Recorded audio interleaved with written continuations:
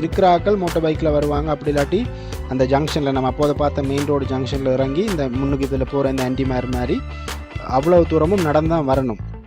இப்போ நீங்கள் பார்க்குறீங்க பைக்லேயே நாங்கள் இவ்வளோ தூரம் போகிறோம். இன்னும் கோயில் எங்களுக்கு கண்ணில் தெரியல, இன்னும் உள்ளே போகணும். ஸோ ரொம்ப நல்ல உள்ள தூரத்தில் இருக்கிற ஒரு தொங்கலில் இருக்கிறது. இந்த ஏரியாக்களில் பெருசாக வீடுகள் குடியிருப்புகள் எல்லாம் இல்லை. ஈவன் அந்த கோயிலுக்கு பங்கால கூட வீடுகள் குடியிருப்புகள் எல்லாம் இல்லை. அந்த கோயிலோட ஒரு சின்ன செமிட்ரி மாதிரி ஒன்று இருக்கும். நம்ம அதுக்கிட்ட போனப்புறம் அந்த இடமெல்லாம் நான் காட்டுவேன்.